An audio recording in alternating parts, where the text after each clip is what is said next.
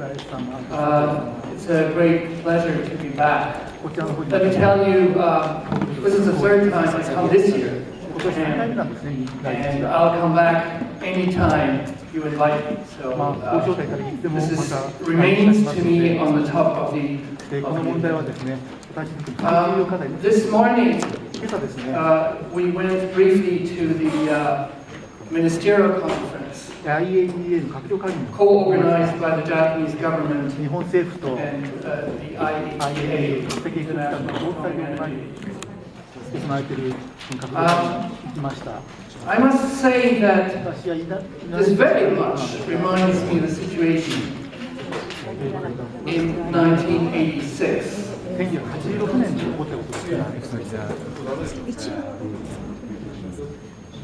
ちょっと通訳入ってますか？日本語ダメですよね。日本語では入っていません。今入ったそうです。OK ですね。OK ですね。はい。よろしくお願いします。Please. Next attempt. Encore une fois, parce qu'on n'avait pas eu de traduction du tout. Nothing from well, this morning we went briefly to the ministerial conference organized jointly by the International Atomic Energy Agency and the Japanese government. Let me tell you that this reminds me very much of the situation in 1986 when the International Atomic Energy Agency, after the Chernobyl accident, organized in Vienna a similar conference. And it became very clear that the main focus of the conference was to downplay the significance of the accident. The basic key message was, Chernobyl wasn't that bad after all. Safety will profit from this. An international safety convention was set up. So it'll all be better. It'll all be better. However, it's a long history of downplaying on behalf of the IAEA. 1 month before that conference in 1986, the head of the Nuclear Safety Department of the International Atomic Energy Agency stated, even if an accident of this kind occurred every year, I would consider nuclear power a threat. Every year.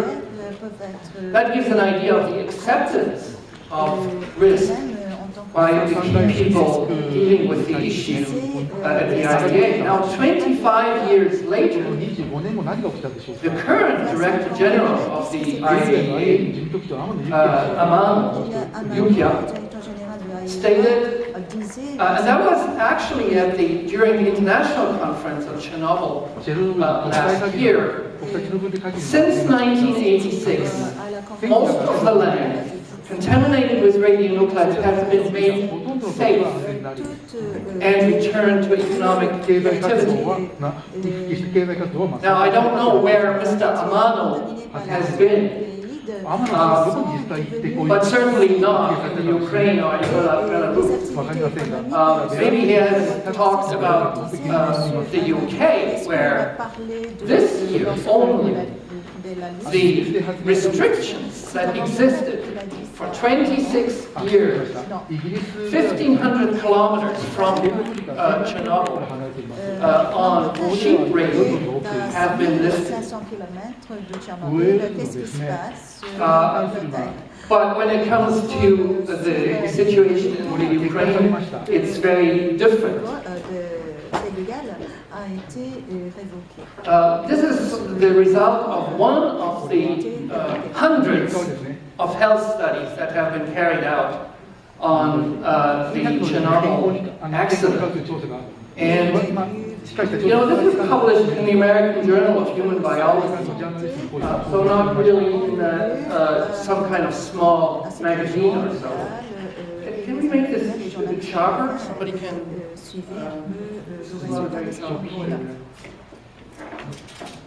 ちょっとよろしいですか、すみません。この方がどうですかね。皆さんご覧に立ちますか。Not really good, but sorry for that. ちょっとまた見えにくいですけど、またこのね。So they found basically that 24 years after the Chernobyl 24 年 accident, 後ですね、チェルノブイリ that women continue to be chronically exposed 女性は to low dose radiation at levels exceeding current recommendations, and that might actually contribute to higher prevalence of birth defects. This is 24 years after Chernobyl, at a distance of 130 kilometers of the accident.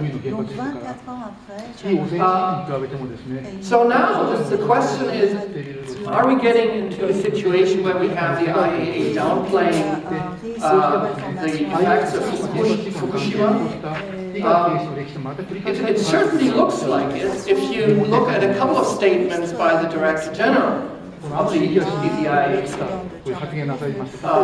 On 20th of April last year, he stated that the reactor buildings were damaged and some radioactive material was released. Some radioactive material. This is, I think, a quite remarkable understatement of the devastating release of radioactivity. Then, at the first anniversary, he stated that the agency has started preparations for helping the Japanese government to host a Fukushima Ministerial Conference. That is the conference that is now taking place. And I'm confident that considerable progress has been made by then in restoring normality throughout the entire region. Now, indeed, I can imagine that the people in Fukushima Prefecture would not wish anything more than returning to some state of normality. But I think it's who else would dare to say that through the entire region today, life has gone back to normal? Now, who's responsible for this? And I thought I'd let you listen to the opinion of the current head of the Safety Department of the IAEA. So on this question, what are the comments? That the operator is responsible for the safety of the plant. There's another that there should be an independent and strong division to oversee the work of the operator. And the regulator should have all the competence and should have the technical scientific control to regulate the operator. And in that case, the knowledge about the risk of huge and the system responsive communication. Some communication is the best one, because the best one. Unfortunately, this knowledge was not transferred in the system. And then, we have strong independent to control, to oversee the operator. This is the initial score. That meant the operator had not protected his partner against such a tsunami. That is the statement of the person responsible for nuclear safety at the IAEA. Now, what does that mean? He's basically stating that NISA did not know about the risks of earthquakes. So nobody told NISA at the time? Indeed, the knowledge was around about the risks of earthquakes and tsunamis, as you very well know. So you can ask the same question today. What about the next accident? Did nobody tell the Taiwanese operator, for example, that there's a very large risk of very large earthquakes at all of the nuclear power plant sites in Taiwan? They have the worst situation. They have, around those plants, in 80 kilometers, a population of around 10 million people. In 80 kilometers, 10 million. But you can also say, did nobody tell the French authorities that there is a risk of terrorist attack or major accident in La Hague reprocessing site where 10,000 tons of spent fuel are piling up, which is equivalent to over 100 reactor cores. How come that the IAEA makes statements like that? Well, in fact, I think the IAEA represents exactly the same situation that has been addressed by the head of department. It's not independent enough, and it's not strong enough. So it's kind of difficult how to combine, to promote nuclear energy on one hand and to control it on the other side. So one part of the response is in the statutes itself of the IAEA. Look at Article 2, which says... Could you stop? Sorry, the Japanese interpretation. Okay. So Article 2 states that the agency shall seek to accelerate and enlarge the contribution of atomic energy to peace, health, prosperity throughout the world. So obviously this is a very clear engagement towards promotion. And this morning, one of the key speakers opening the conference, reminded participants that the agency plays a major role in the promotion of nuclear power. So how, on the other side, the same agency can develop credible standards on nuclear safety? Now, on nuclear accidents in general, the interesting is that the same person who we've heard earlier states that you can never say that an accident will not happen. What you can do is just reduce the possibility that it happens. So more and more there is a preparation for accidents to happen. That is a clear shift in the attitude of the IAEA and other organizations. Now, what about the IAEA nuclear projections? The former Director General of the IAEA stated in May last year, 2 months after 3/11, Fukushima is a bump in the road and will also lead to a further strengthening of the safety of nuclear power. A bump in the road of nuclear development. So basically just, a second-rate incident. I think that does not correspond to the vision of most people in this area. But there's also other statements that, in fact, it's a slight dip in the near term that the Assistant Director General stated, a slight dip in the near term. But basically everything will go back to normal over the long term and nuclear power will catch up again. Now, let's see where we come from and where we're standing currently. This is the establishment of nuclear power plants worldwide since the beginning of the nuclear age in the 1950s. And as you can see, it peaked already the first time in the late 1980s. And the development, the evolution since then has been basically flat. The peak in numbers of reactors operating was already achieved 10 years ago. This is nothing, has nothing to do with Fukushima. It's a development that took place over more than 20 years.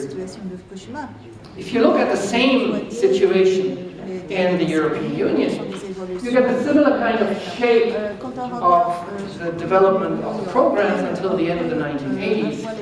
But since then, this was an absolute peak, and there was a decline, a trend in the trend for 25 years ago. So we have now 45 units less operating in the European Union. 45 less than at the peak in 1988. you have to keep that in mind if you're talking about one reactor under construction in Finland, one reactor under construction in France. This does not change the trend at all. Nuclear power has been on its way out in Europe for a long time. And Fukushima has only accelerated this effect. Now the IAEA, this is a screenshot from just from a couple of days ago, from the website on power reactors in the world. And you know, the IAEA is always a little bit behind also. You can see that there's, under the term operational, there's 50 reactors. So for the IAEA in Japan, there's still 50 reactors operating. Well, you know better than I do that there currently are only 2 reactors generating electricity. 2 OE3 and 4 reactors. At the same time, you know, with the absence of major new build programs, the age pyramid, this is what you call the age pyramid of nuclear reactors in the world, shifts more and more to the elder average. So we now have 27 years over the entire nuclear fleet as average operational age. We have 20 reactors that have operated over 40 years, but we have 155 that have operated over 30 years. Now, I don't know how many of you are old enough to remember the cars, what they looked like 30 years ago, but they were quite different. Technology was a different technology 30 years ago. So it's a very old technology for most of these platforms, for many of these platforms. I'm hearing noises. Yes.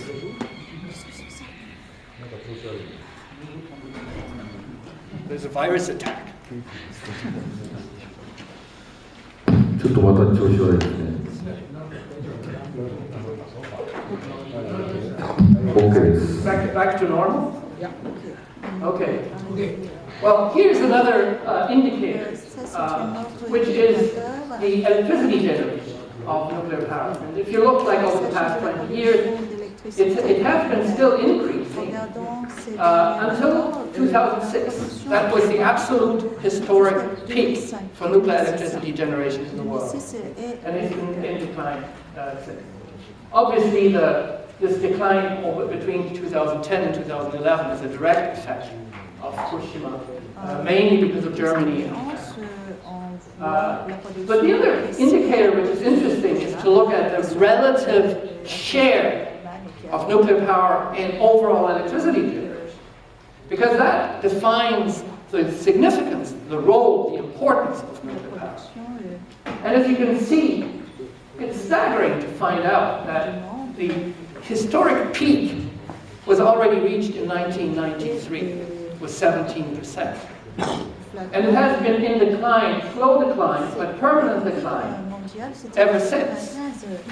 Again, you have a more significant drop between 2010 and 2011 as a Fukushima effect. But this is not, this is only, you know, the acceleration of a long-term trend. It's very important to understand that this is a long-term crisis.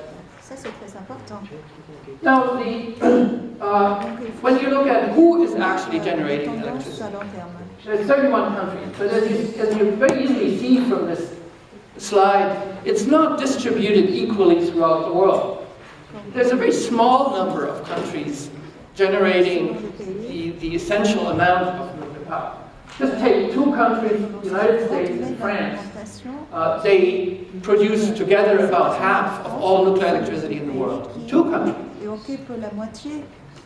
France alone generates half of all nuclear electricity in the European Union. So it's a very much concentrated electricity, form of electricity generation. If you look at large countries like India, for example, it's interesting also to note that a tiny country like Belgium generates more nuclear electricity than India. Or you look at Ukraine generates more than China. So it's not about the relative size of countries neither. It's a very irregularly distributed phenomenon throughout the planet. And obviously, you know, the key players have been nuclear weapons countries. This is not a coincidence.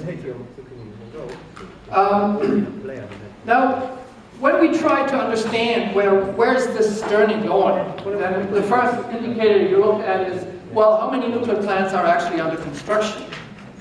And this is a very, very nice illustration of how you can manipulate visually data. If you show from the situation of units under construction in the world, from 2005 onwards, you would get this picture, which shows an increase, you know, like a significant increase. But it's only the long-term vision, that the long-term perspective where you understand that in 2005, the number of units under construction was as low as in the 1950s. So it had dropped to a level that wasn't even enough to renew the current reaction. So it remains a very small number, comparatively, of reactors under construction. The second phenomenon is when you have reactors listed as under construction, it does by no means signify that they're also put into operation, because many of these reactors have been actually abandoned in various stages of construction. The latest ones this year, I got 25 minutes. I had not even 20 minutes. Sorry. So it's these units have been abandoned over time. And the last ones that have been abandoned this year were two Bulgarian construction sites that had been listed for 25 years. So after 25 years of construction, the site is abandoned and it drops out of the list. What are the countries that are actually building? There's only one country that is massively building, and it's China. Russia has 10 reactors, India 7. But most of the countries have 1 or maximum 2 units. Now, the other thing which is important to see is that you see that if you look at construction start, there are dates like 1985, 86, 87, 81, even 1972.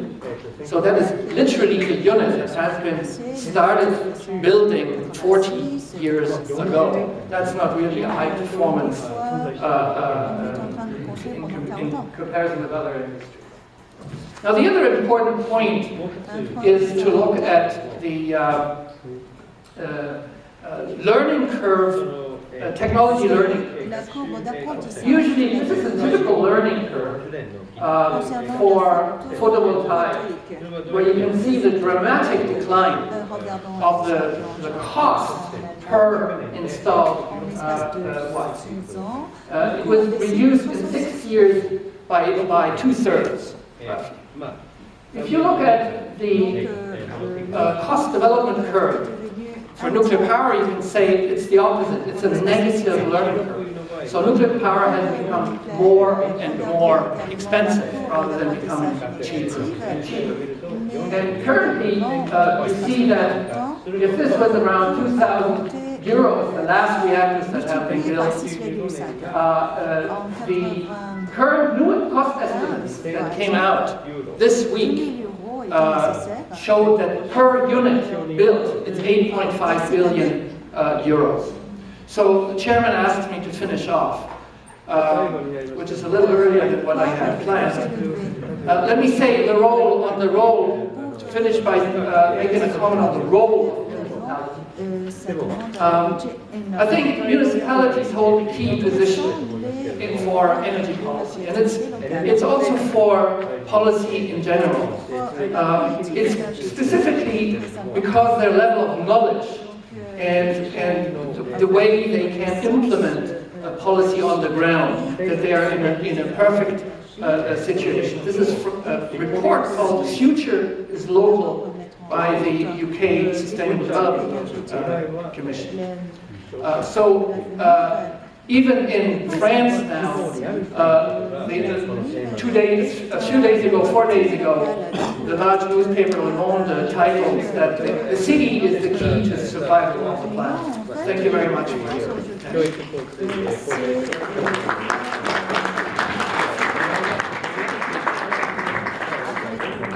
本当にありがとうございました。